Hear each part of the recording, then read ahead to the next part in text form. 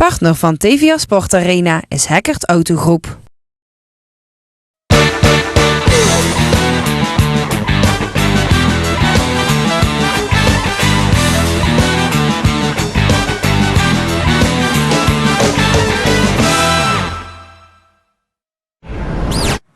Hartelijk welkom bij de Sportarena. En ik trek geen volle zalen meer, dat zie je een hele lege sportarena. Maar dat gaat veranderen. We hebben vanavond een speciale sportarena gebouwd rondom een van Limburgs beste sportsters aller tijden, denk ik haast wel. Iemand die in Beijing Olympisch goud won, iemand die in Londen afgelopen zomer Olympisch goud won. En ik ga er gelijk aan u voorstellen. Mijn hoofdgast vanavond is niemand minder dan onze eigen Limburgse Maartje Pauwme. Dag. Maartje, Hey. welkom. Neem plaats. Dank je. Ik dacht, het mag wel weer eens een wijntje. Nou, lekker. En ik wil graag beginnen met jou te proosten op jouw ongelofelijke succes. Proost. Dankjewel, proost. Ja. 2 keer goud. Ik vertel het net al, beste speelster van de wereld in 2011. 2012 is die al uitgeroepen? Nog niet. Nou, 2012 dus ook. 106 goals al voor het Nederlands team. Al die Europa Cups met Den Bosch, die landskampioenschappen. De Europees kampioen ben je al, wereldkampioen ben je al. De Champions Trophy heb je gewonnen. Het werd tijd voor een hulde aan Maartje. En ik zie je kijken, je hebt zoiets, waar moet dit naartoe vandaag? Geen publiek. Ja, heel raar. Normaal is het altijd anders, toch? Of niet? Ja. Ja. Ik wil eerst heel even met je terugkomen op de Olympische Spelen. Jullie pakken daar goud in de finale tegen Argentinië, aardsrivaal. Als je terugkijkt naar die Olympische Spelen, dat hele proces, wat is het mooiste wat je bijgebleven is? Ja, er zijn natuurlijk wel een aantal dingen. Het is natuurlijk een hele mooie tijd geweest. En ja, vooral de hele weg ernaartoe. Hetgeen wat we ervoor gedaan hebben. En 1,5 jaar lang zeg maar, echt een proces ingegaan met een team. Ja, eigenlijk met 25 speelsters en dan nog 6, 7 man begeleiding. En uiteindelijk mag je maar met 16 speelsters gaan. Maar gewoon het hele proces dat we daarin hebben meegemaakt. En vooral alles wat we daarvoor gedaan hebben en niet voor gedaan hebben.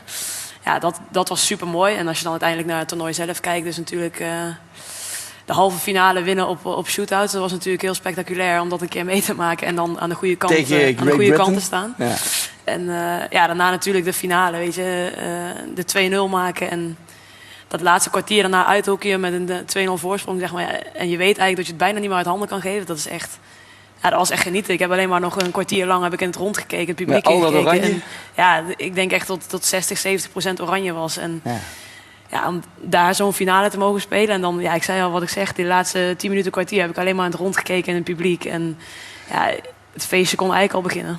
Heel Nederland, normaal zeg ik heel Limburg, maar nu mag ik wel zeggen heel Nederland was een rebel dat jij tot die halve finale nog geen strafcorner erin gepusht had. Ja. Maar Maartje Pauwme gaat pas scoren als het echt belangrijk wordt tegenwoordig. Ja, nee, ja, dat is altijd heel makkelijk gezegd. Weet je. Je wil natuurlijk iedere wedstrijd in het toernooi wil je scoren. En het liefst zou je iedere corner binnen pushen. Maar het is sport en het gaat niet altijd zoals je wil. En ik heb het hele toernooi door gezegd dat als het belangrijk wordt, dan sta ik er en dan ga ik ze maken. Nou, gelukkig heb ik het waargemaakt door in de halve finale en de finale de ballen gewoon binnen te pushen. En ja, gewoon weer een gouden plak. Voor jou ook nieuw, niet tijdens de Olympische Spelen, maar in het proces waar je het over had, was dat je aanvoerder was. Ja. Ja. Opvolgster van Minke Boy. Ja. Ja, dat is een totaal andere rol. Ik zei ook, weet je, in Beijing was het, ik was daar 22 en er waren heel veel ervaren speelsters en het was echt zo, je gaat mee en ze zeiden tegen me, je gaat lekker hockeyen en je kan geen fouten maken en ga vooral genieten, weet je wel. En ja, nu zit je totaal in een andere rol. Nu heb je zelf die rol van ja, de jonkies meenemen. En ja, je zei de vorige keer hier, dat heeft de volgende stap in mijn carrière eigenlijk betekend. Ik ben er nog bewuster mee omgegaan. Ja, je bent je gewoon heel bewust van je rol. En je weet gewoon wat je zelf moet uitstralen en wat je moet doen. En hoe je daarvoor moet leven. En ja, op een gegeven moment doe je dat gewoon vanzelf. En het is gewoon een heel proces geweest. Maar ja, nu wordt dat een soort van normaal of zo. En ik had dat een aantal jaar geleden ook helemaal niet verwacht. Dat ik dat zo voor elkaar zou krijgen zoals het nu gaat. Maar ja, op een gegeven moment leer je gewoon iedere dag weer stappen zetten. En wordt het een soort van bijna normaal. Maar ik denk dat ze heel blij met je waren als aanvoerder. Max heel blij met je was als captain. Wij hebben als TV Limburg gemeend, we moeten iets speciaals doen voor Maartje. Voor zo'n goede sporter die we zelden, volgens mij nooit in Limburg hebben gehad. En we willen jou eigenlijk meenemen op een tocht door je eigen carrière, door je eigen leven. En waar kom je aan, om ook de zaak een beetje gevuld te krijgen natuurlijk. Hè? zou wel gezellig En waar zijn. kom je dan als eerste uit? Dat is bij pa en ma Pauwme. En dat zijn Max en Hetty in dit geval. Ja. Ik zou zeggen, laat maar komen. Kijk, normaal hebben ze dan allemaal mensen die klappen. Ik zal even zelf. Ik zal ook even klappen. Jullie mogen daar op de eerste stoelen plaatsnemen, alvast? Uiteraard. Waar de microfoons liggen, ja. Kom er gezellig bij. Hoe belangrijk zijn papa en mam voor je hockey geweest? Ja, heel belangrijk. Ze hebben eigenlijk gewoon vanaf het begin hebben ze eigenlijk bij mijn carrière gestaan. En in het begin als trainster en coach. En daarna werd mijn moeder ook coach. En, Ja, ik heb bij je pa staan eerste coach en bij je moeder eerste trainer. Ja, dat klopt. Waar ligt het Ja, ik verschil heb het dan? een beetje afgewisseld. Mijn moeder gaf altijd training en mijn vader had iets minder verstand denk ik van hockey. Maar die vond coachen wel heel leuk. Dus die heeft wel allemaal jeugdteams gecoacht. En mijn moeder vond de training even juist leuk. Dus die hebben dan een beetje afgewisseld. En de eerste paar jaar mijn vader als coach gehad. En toen op een gegeven moment aan het einde van de jeugd heb ik mijn moeder als coach gehad. En daarna begon het eigenlijk een beetje met geselecteerd worden voor de nationale jeugdteams. En nou wacht even, nou wil ik dat zij vertellen. Oh, ja, je vraagt aan mij je hebt er eigenlijk niet zoveel verstand van, daarom was je coach. Hè? Nou, Ja, dat klopt. Daar heeft Maartje volkomen gelijk in. Ik zat in een hele andere sport. Ik bewoog me veel op de tennisbaan. En daar was Maart ook. En Maart combineerde tennis met hockey. En ze kon ook ontzettend goed tennissen. Dat deed ze heel graag. Maar er kwam een tijd dat dat niet meer te combineren was. En toen was ik er kwijt op de tennisbaan. En toen ben ik maar met de rest van de kinderen, we hadden er 4... die zijn ook allemaal van de tennisbaan naar de hockeyvelden getrokken. Ben ik daar achteraan gegaan als maatje van alles. Noem het, chauffeur, bestuurslid. En ik heb ook 2 jaar of 1 jaar heb ik gecoacht. En Bas, de broer van Maart, heb ik want Maartje gecoacht. heeft ergens in een interview gezegd... ik kom eigenlijk niet echt uit een hockeygezin. Maar als je nagaat, iedereen ging wel in de loop van de tijd allemaal hockeyen. Ja, dat Ik klopt. wel, hè? Ja, Ik heb altijd maar gehockeyd, ook ze wou vroeger. het niet beschrijven, ik weet niet welk interview. ja, maar dat zie je verkeerd denk ik. Want het is meer niet het standaard hockeygezin, zeg maar. Zo had je het ook Ja, gezegd. maar iedereen hockeyde wel. Maar Ja. we kwamen misschien niet altijd helemaal over als hockeyfamilie zoals iedereen dat ziet, zeg maar. Snap je? Maar Hetty, zij ging als klein meisje al constant iedere avond bijna 6 dagen in de week, heb ik gelezen, mee naar het hockeyveld. Ja, Maart was natuurlijk de jongste van de 4. En die andere 3 die hockeyden ook. Dus Maart ging toen ze heel klein was natuurlijk al altijd mee naar de hockeyvelden. Had een klein stikje en ze vond het prachtig. Dus altijd ook met de jongens altijd het veld op. En vanaf een jaar of 3, 4 eigenlijk al. Wat voor een kind was Maartje? Als 2-jarige, 3-jarige. Nou, Maart was altijd in voor sport. Als er maar iets met een bal was, met haar oudere zus en haar 2 broers, vond ze prachtig. Liefst altijd op het veld, op de tennisbaan, altijd Meteen in aanleg. beweging. Was duidelijk dat ze bovengemiddeld talent had? Ja, dat vond ik wel. Want ik heb er dus in meisjes E6 al gecoacht. En dan zag je gewoon dat ze eruit sprong eigenlijk al. En ook altijd een jaar jonger dan de rest. Maar je ouders als coach, zijn ze dan extra kritisch? Ja, dat weet ik niet meer helemaal zeker, maar volgens mij niet. Nee, niet tegen mij. Ik denk na verloop van tijd, want kunnen jullie beschrijven hoe trots jullie zijn? Ik bedoel, uiteraard ben je trots op al je kinderen, maar op de sportprestaties van Maartje. Het is gewoon geweldig. Je hoopt dat ze haalt wat ze zelf graag wil. En als je dan eenmaal zover bent, ja, dat is hartstikke mooi. Ja. Max, passen de schoenen aan nog steeds? Haar schoenen passen, maar die van mij, daar begin ik af en toe een beetje naast te lopen. Maar... Jij loopt naast de schoenen. Nee, ik ben ook ontzettend trots en blij wat ze allemaal bereikt heeft in haar carrière. En zeker de laatste jaren heeft ze er alles uitgehaald wat ze eruit kon halen. Een paar trotse ouders en we zijn dan eigenlijk gebleven bij het moment dat Maartje echt bij de club gaat hockeyen. De hockeycarrière van Maartje Pauwme begon op straat. Als 5-jarige werd ze als jongste tellig uit een hockeygezin lid van hockeyclub Geleen. Bloedfanatiek was ze. Dat weten haar eerste trainers en coaches maar al te goed. Die eerste begeleiders zijn moeder Hetty Pauwme, vader Max Pauwme en niet te vergeten de trainers van het eerste uur. Matt Vaassen en Ivar Guyot. En die zijn hier, Matt Vaassen en Ivar Guyot. Dat is leuk. Hoi. Kijk, ik hoor nou al geklap op de achtergrond. Dat is jullie mogen, goeie wel. Jullie mogen bij de microfoons plaatsnemen. Maar Ivar, ik wil direct van jullie weten. Kleine Maartje komt bij jullie trainen. Hoe oud was ze, Ivar? Toen ik er trainde, denk ik dat ze 9 was. En bij jou nog jonger, Matt? Of? Bij mij begon ze samen met mijn dochter. Zij was 5 jaar, mijn dochter was 6 jaar. Ja, dus dat is echt de eerste periode. Wil ik daarop inhaken. Je dochter hockeyde in hetzelfde team. Ja, ze zijn samen begonnen, ja. Dat ging goed samen? Ja, kijk, mijn dochter die moest nog leren hockeyen, zullen we maar zeggen. Leren tegen een bal slaan. Maar die is volgens mij geboren met een hockeystick, had ik het idee, toen ze daar stond. Ja, ze had echt bovennatuurlijk talent. Ja, was duidelijk, ja. Ze had duidelijk al een talent wat die andere kinderen nog moesten leren natuurlijk. En tegenwoordig zie je haar ook af en toe heel verbeten kunnen zijn. Hè? Echt die over mijn lijk mentaliteit. Ivar, had ze die op 9-jarige leeftijd toen ze bij jou kwam ook al? Ja, maar het was toch vooral de techniek die naar buiten sprong. Dus vooral de liefde voor het balletje en het er alles mee kunnen. En het eigenlijk moeiteloos 8, 9 kinderen passeren.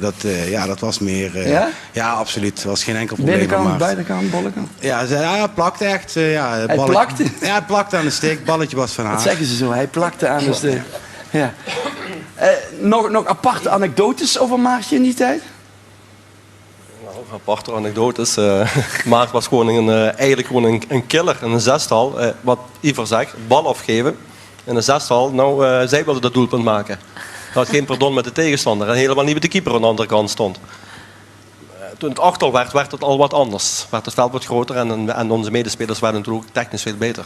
Ja, de hilariteit bij de tegenstanders als er in de meisjes D een scoop werd gegeven. Dat gebeurde toen tijd natuurlijk in principe pas vanaf de B1. En ja, bij meisjes D1 van scoop liep er ook eentje rond. Bij Geleen liep er ook eentje rond, die kon scoopen. En dat was Maart. Dus dat was wel apart. Maartje, leg de kijkers thuis die niet weten wat scoopen is. Even uit wat scoopen is. Ja, een hoge bal pushen zeg maar, door het veld heen. Ja. Ja, wat ze zeggen, dat is normaal, zeg maar, komt dat bij B1, A1 een beetje zo naar voren. Maar ja, ik had al zoveel opgeoefend dat ik het af en toe ook gewoon wilde proberen in het veld. Dus er vloog af en toe een keer een hoge bal voorbij. Had jij direct toen je ze zag van, oh ja, die ken ik nog? Ja, zeker. Ja, tuurlijk. Ja, Ja. Ik heb allebei gewoon best wel veel jaren getraind. En ja, je hoort de naam en natuurlijk heb ik ze af en toe nog wel eens gesproken. Maar het is wel heel leuk om ze nu hier te zien weer. Zijn dat nou jouw ontdekkers? Ja, ze waren wel in de beginperiode natuurlijk bij mijn hockeycarrière. Ja. En Ivar zie ik iets regelmatiger. En Matt al een hele tijd niet gezien. Dus het is wel echt heel grappig om ze nu hier te zien. Dus ja, heel leuk. Heren, staan jullie nou in de plaatselijke kroeg in Geleen als wij hebben Maartje ontdekt? Dat is ons meetje. Ik zou niet durven. Die moet je in de gaten houden die dat zei. Hoor. Maar het is wel mooi om eigenlijk te mogen kijken tot je daar eigenlijk al een deelgenomen hebt. Ja, lijkt me schitterend. Dat is toch eigenlijk wel achteraf gezien. Het kost toch veel tijd. Ook voor de ouders, wat die kinderen iedere keer netjes hebben gebracht en zo. Die hebben een hele grote bijdrage gedaan. En het is natuurlijk heel speciaal als je naar een sportwedstrijd op tv kunt kijken en je kent iemand persoonlijk. Dat maakt het gewoon ook extra leuk. Dan leef je extra mee en ja, dat maakt het emotioneler en specialer. Dankjewel. U hoort het, er waren meer leermeesters. En vandaar het volgende filmpje.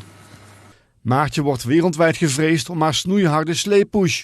De basis daarvoor werd gelegd op de club in Geleen en zelfs op straat. Uren stond ze te pielen met zus Hanneke. En de eerste docenten voor de sleepush waren haar beide broers Joep en Bas. De eerste hockeydocenten van Maartje, Hanneke, Joep en Bas Pauwme. En ook die zijn hier, kijk. Ja, er mag steeds meer geklapt worden. Hè? Ja.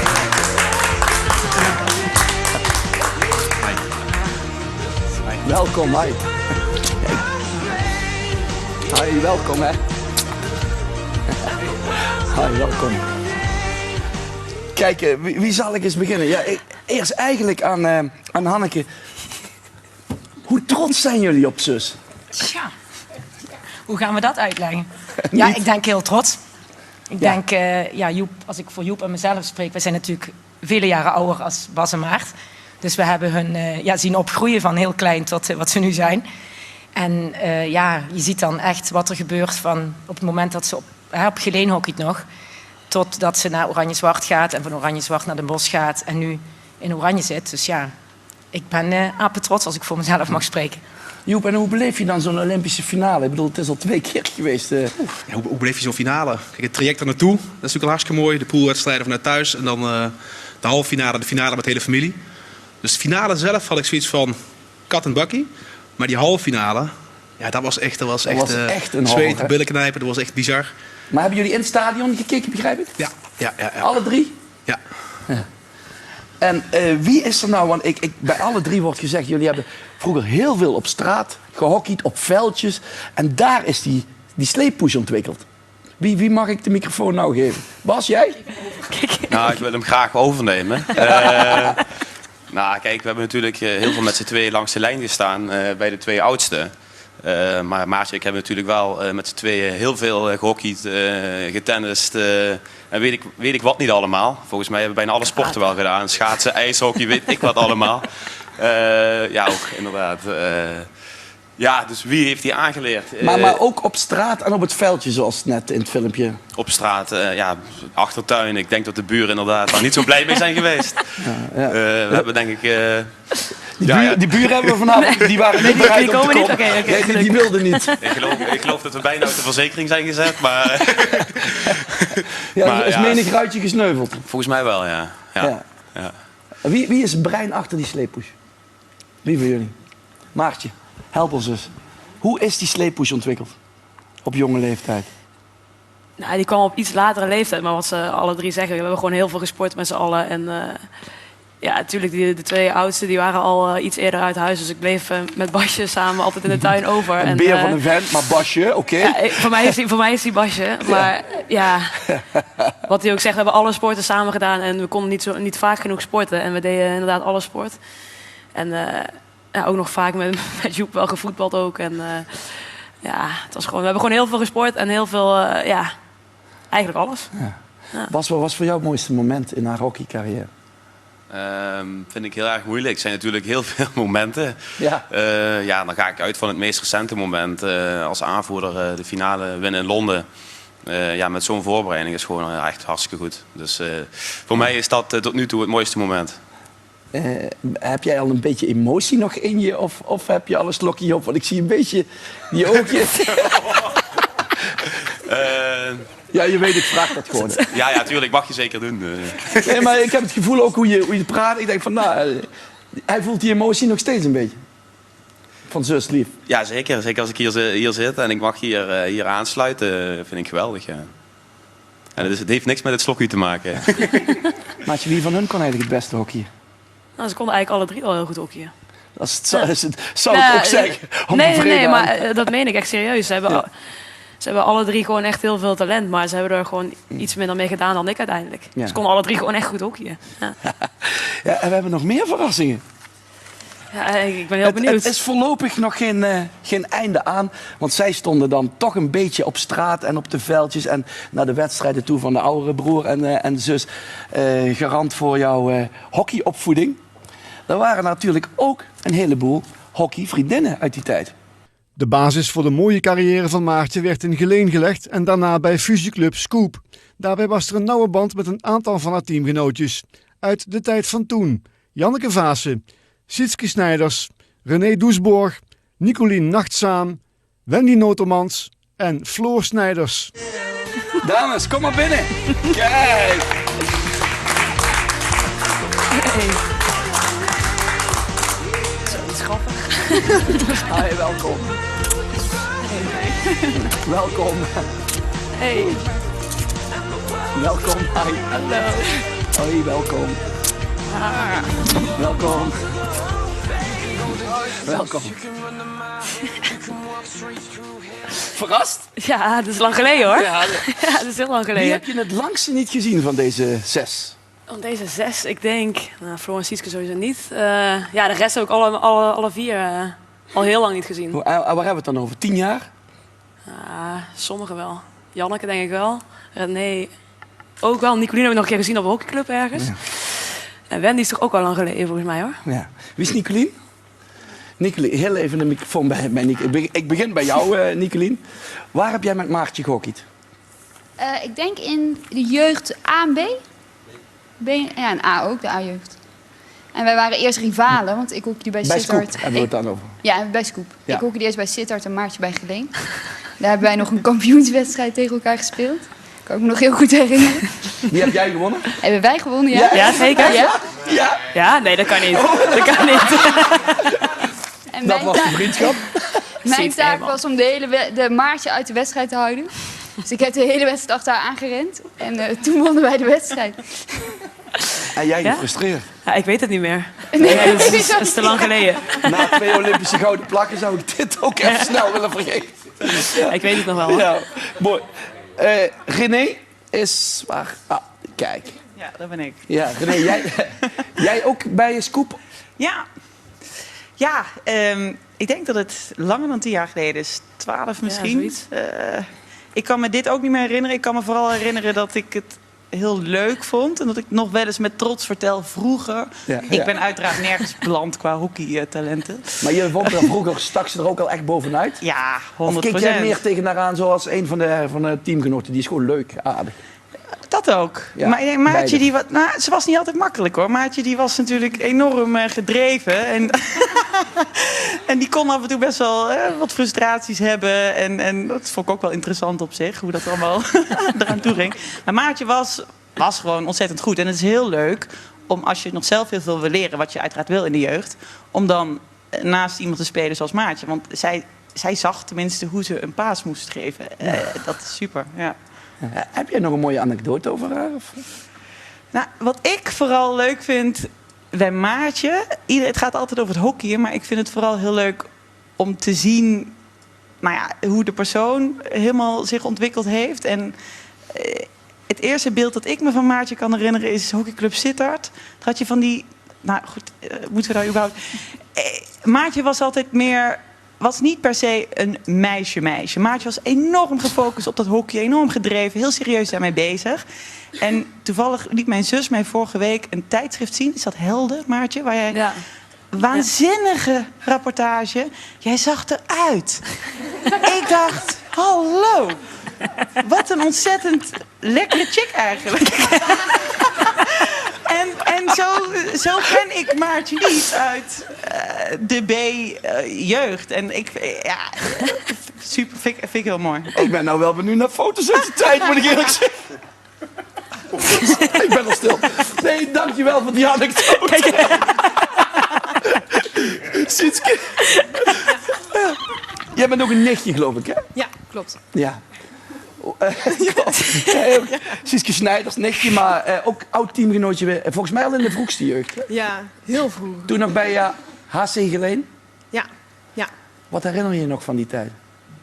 Ja, heel veel. Niet veel goed. Nee, niet veel goeds, maar wel heel gezellig.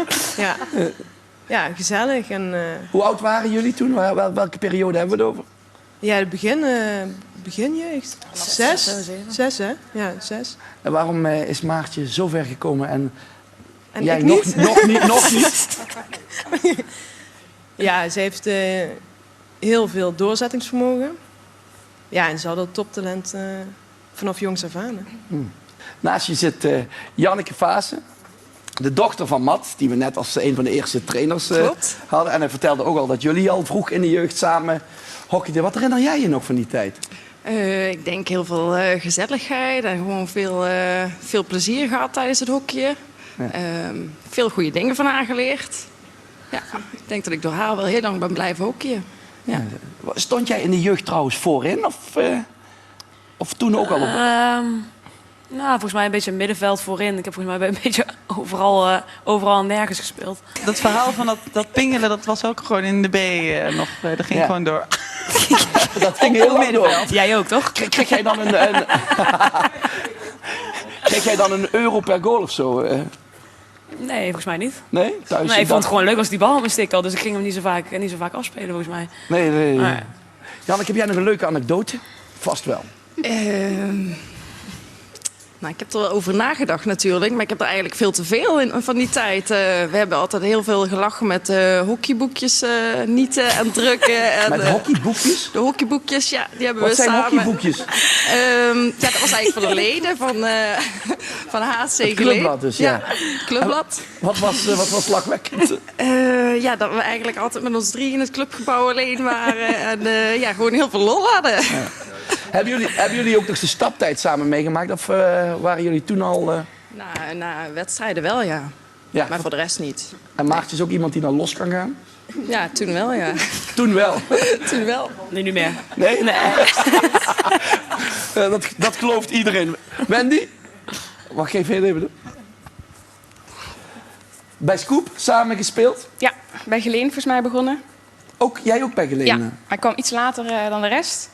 Ja, dus in het begin was ik een beetje bang voor Maartje. Dan weet ik nog wel dat ik echt begon met hockeyen en dat ik moest nog leren slaan en ik moest nog leren stoppen. En dat was bij Ivar volgens mij.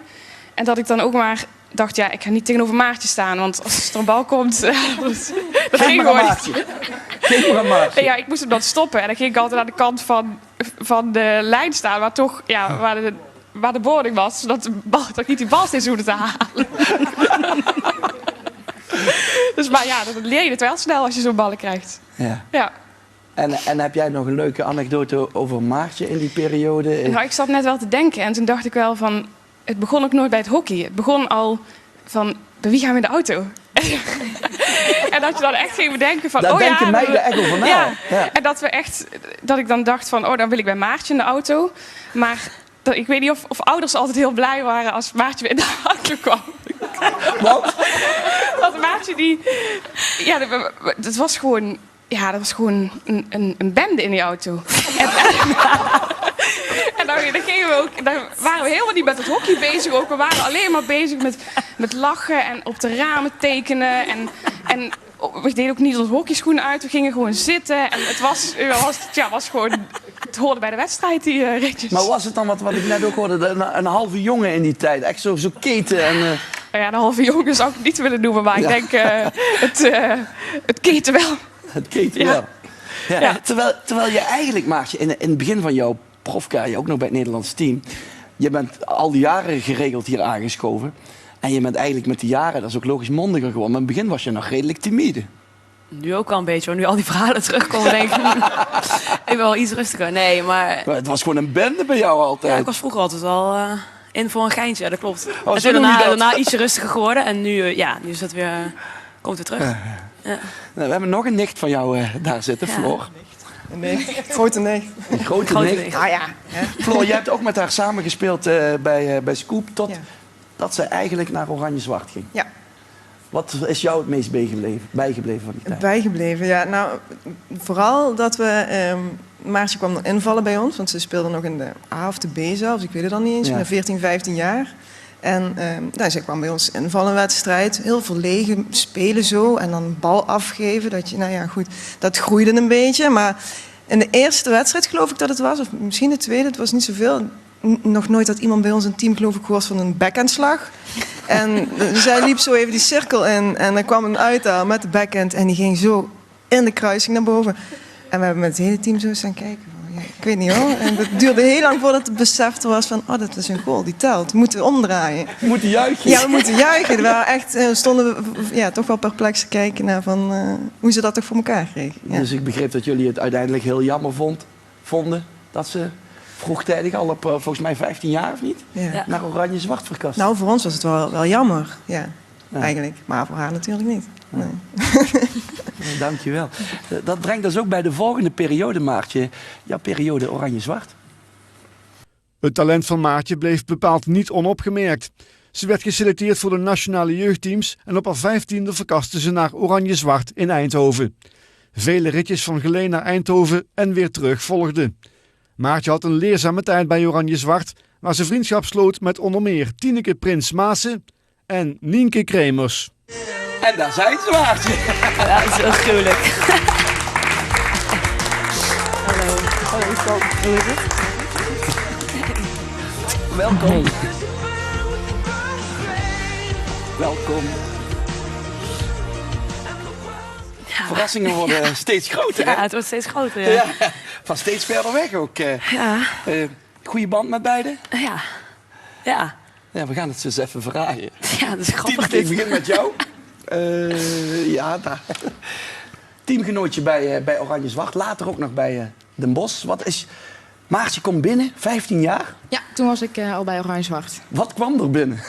Nou ja, ze was eerst is ze met meisje A1 is ze begonnen. En daar kan Nienke wat meer over vertellen. En daarna, later is ze bij Dames 1 gekomen en toen speelde ik al bij Dames 1. En toen was het echt een klein, grijs muisje. Heel lief, schattig en verlegen meisje. Hoe mensen kunnen veranderen. Ja. Nou ja, dat is echt totaal veranderd. Ja. Nienke, maar in positieve zin. Nienke, jij speelde dus al in dat A-jeugd- en meisjesteam waar Maartje instroomde. Nee, wij kwamen uiteindelijk tegelijkertijd in de A1. Oké, jullie kwamen tegelijkertijd. Jij kwam van? Ik kwam ook gewoon van de B1, gewoon van Oranje Zwart. Ja. En wij kenden elkaar al van volgens mij Zuid-Nederland B toen. Ja. En toen is ze uiteindelijk naar Oranje Zwart gekomen. En toen ben ik ook overgegaan naar A1. Dus toen hebben wij samen in A1 gespeeld. Ja. En hoe was de eerste kennismaking? Jeetje. Ja, laat ik het zo zeggen. Ik begreep, dat moet goed geweest zijn. Want uiteindelijk was jij het vaste logeeradres in Eindhoven van Maartje. Ja, dat klopt. Ja, dat klikt al heel goed. Sowieso in Zuid-Nederland B klikt het al heel goed. En toen uiteindelijk in de A1, toen was het op een gegeven moment natuurlijk onnodig om op en neer te blijven rijden. En toen was gewoon inderdaad iedere avond of iedere vrijdagavond logeren. En hoe zag zo'n avond eruit? Je zou zeggen, de avond voor een wedstrijd, dan ga je op tijd slapen. Bemoei je dan niet mee? Ja, we gingen heel op tijd slapen. En jou heb ik helemaal niks niet. Nee, we waren best netjes. Dat was serieus, we waren best netjes. Vertel eens één leuke anekdote dan uit die tijd. Nou, we aten wel iedere vrijdagavond friet. Perfecte sportmaaltijd. Ja, het ging altijd goed samen. Ja, dat vind ik wel. Dat was een perfecte maaltijd. Ja, totdat we op een gegeven moment zoiets hadden van misschien moeten we daarmee stoppen. Toen zijn we op een gegeven moment gestopt. Dan komt ze uiteindelijk... jij gaat ook door naar het eerste team van Oranje Zwart. Later ook nog de Bos.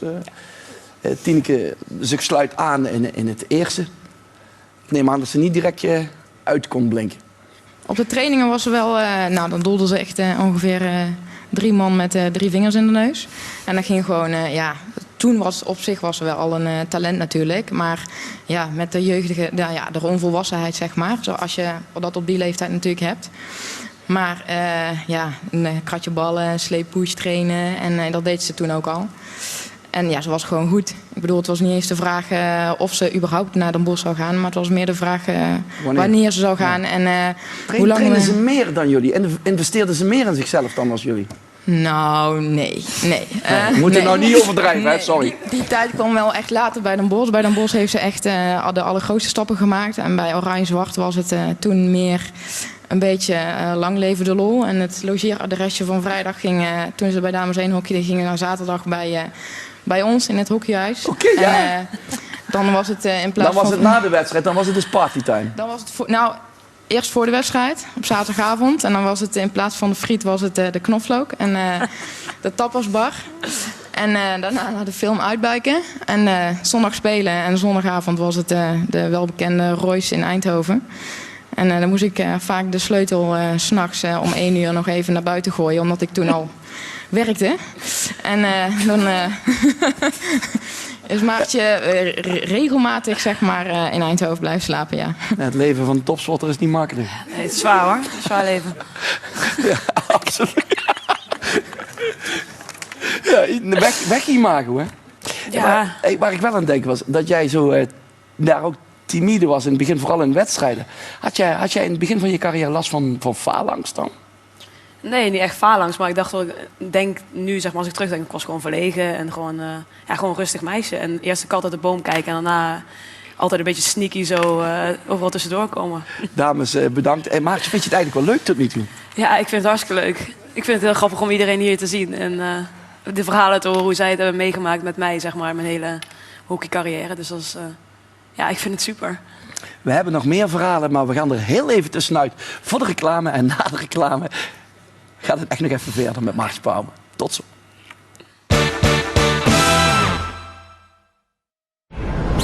Partner van TVA Sport Arena is Heckert Autogroep.